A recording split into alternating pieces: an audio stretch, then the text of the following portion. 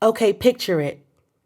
1999, I would rush home from the bus stop and leave all my friends behind because I had to get home to the VCR and press rewind to watch my favorite storylines unfold on The Cosby Show, A Different World, and Good Times. See, I was in love with Theo Huxtable. He was so fine. Vanessa and Rudy's home life looked nothing like mine because they actually sat around the table for a meal and spent quality time as one unit, making one sound. Sandra set the example for all little girls to understand that Princeton was within their grasp if they would only focus in school and stay on task.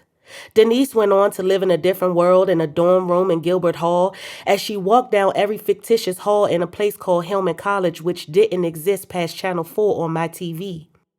But to me, this seemed to be reality. Had me hoping and praying for the day where I too could go to school and meet friends like Whitley Gilbert and have great instructors like Colonel Taylor and even have the great romance of my life with my real life Dwayne Wayne. This thing was insane. I mean, glued to the television set for hours watching reruns of shows that I had seen 100 times and could recite each scene line for line. You couldn't tell me that the advice that Mr. Gaines was kicking in the pit didn't apply directly to my life. I remember how watching those shows about black people portrayed in a positive light used to excite me. Like when Walona adopted Penny and she brought her home and she called her mama. Safe and protected, she no longer felt drama.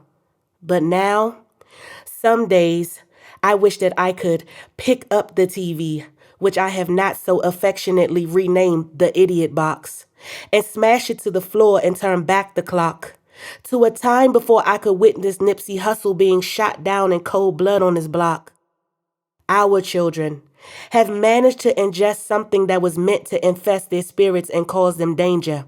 When they watch the first 48 and see blood-stained concrete and then run to Twitter to tweet.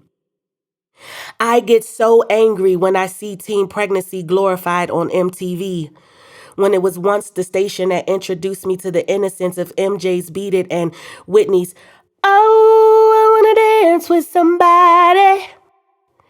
This is an epidemic that's made life even more hectic, and we are basically told to just accept it because it's shoved down our throats every time we grab the remote. Why are celebrity drug addictions and divorces taking their courses in the public eye and meeting scrutiny along the way? We cannot stay trapped in a place in our minds that teaches our daughters that in order to be America's next top model, she must be pencil thin, instead of teaching her to first appreciate her melanin and then her beauty from within. How can we thrive in a society that's corrupt, that says the only way to show that you're tough is to be a bully or to be a part of a mean girls club?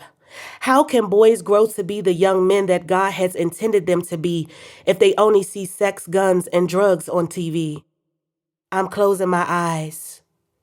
And I'm going back to a time where I imagined riding my bike with Rudy and Penny, studying all night with Jaleesa and Freddie, dating Shazar and then crossing programs to date Michael Evans. I'm going back to a place where black mothers and fathers actually raised their kids like Cliff and Claire, sat around on family night just to open up and share. I'm going back to good times where we pulled together as a community if one neighbor was in need to have a rent party. It's a different world. From where I came from, to where we are now, to where we're going. I'm shutting off the TV. And I'm going to buy every DVD of old school programming so that my babies can see that before reality TV there was quality, and this is what it used to be.